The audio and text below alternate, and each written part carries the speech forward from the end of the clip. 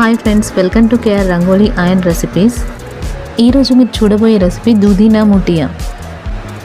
ఇది ఒక Gujarati recipe friends. దూధీ అంటే గుజరాతీ భాషలో సొరకాయ అని అర్థం.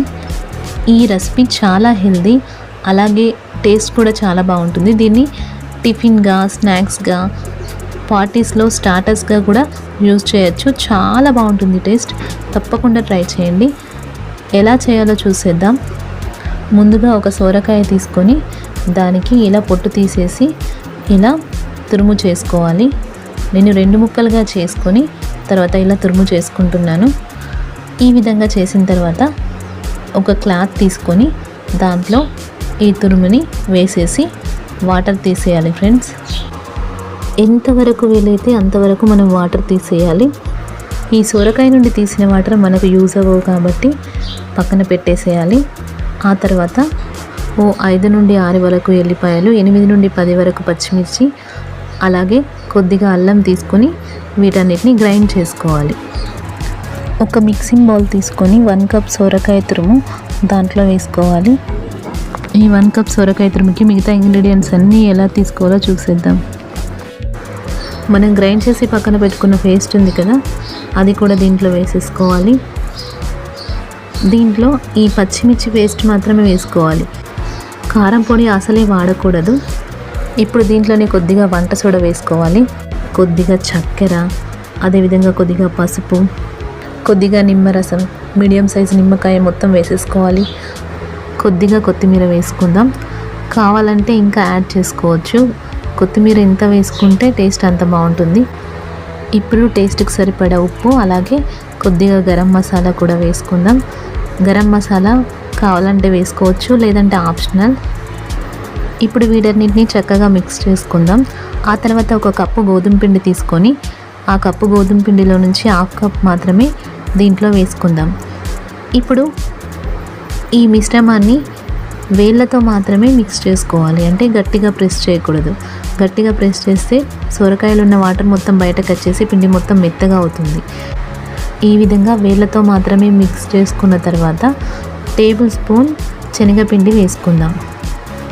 అలాగే టేబుల్ స్పూన్ బొంబాయి రవ్వ కూడా వేసుకోవాలి. ఇప్పుడు వీటిని చక్కగా మిక్స్ చేసుకుందాం. వీటిని కూడా మనం వేళ్ళతోనే మిక్స్ చేయాలి.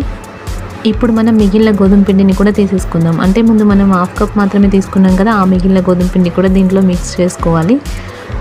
ఇప్పుడు దీంట్లో 1 టేబుల్ స్పూన్ ఆయిల్ వేసుకుందాం. ఇప్పుడు కూడా వేళ్ళతోనే మిక్స్ చేసుకోవాలి. ఈ విధంగా పిండి ముద్దలా ప్రిపేర్ చేసి పక్కన పెట్టేసుకోవాలి. ఆ తర్వాత ఒక చిల్లుల బౌల్ తీసుకొని దానికి కొద్దిగా ఆయిల్ అప్లై చేద్దాం.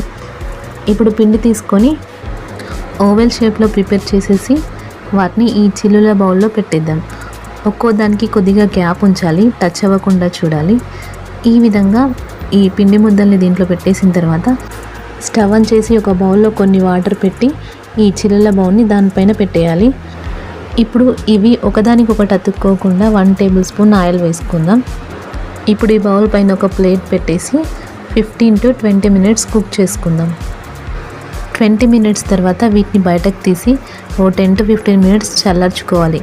పూర్తిగా చల్లారిన తర్వాతనే ఒక ప్లేట్లో వీటిని తీసుకొని నైఫ్తో ఇలా స్లైసెస్లా చేసుకోవాలి.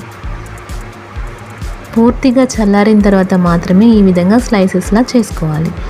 ఇప్పుడు ఈ స్లైసెస్ పక్కన పెట్టేసుకుందాం. ఒక బౌల్ తీసుకొని దాంట్లో 1 టేబుల్ స్పూన్ ఆయిల్ వేసుకొని కొద్దిగా ఆవాలు, అదేవిధంగా కొద్దిగా జీలకర్ర, కరివేపాకు, అలాగే ఈ స్లైసెస్ ఉన్నాయి కదా, వీటిని వేసేసుకుందాం. ఒక్కొక్కటిగా వేసుకుందాం, లేదంటే బ్రేక్ అయ్యే ఛాన్స్ ఉంది. ఒక సైడ్ కొద్దిసేపు ఫ్రై చేసుకున్న తర్వాత రెండో సైడ్ కూడా తిప్పుకోవాలి. ఈ విధంగా 2 సైడ్స్ చక్కగా ఫ్రై చేసుకోవాలి. అంతే, టేస్టీ దూధీ నా ముఠియా రెడీ. ఇప్పుడు వీటిని ఇలానే డైరెక్ట్గా తినొచ్చు, లేదంటే పుదీనా చట్నీ కానీ టమాటా చట్నీ కానీ సర్వ్ చేసుకొని కూడా తినొచ్చు. టేస్ట్ అయితే చాలా బాగుంటుంది ఫ్రెండ్స్. అలాగే చాలా హెల్దీ కూడా ఇది.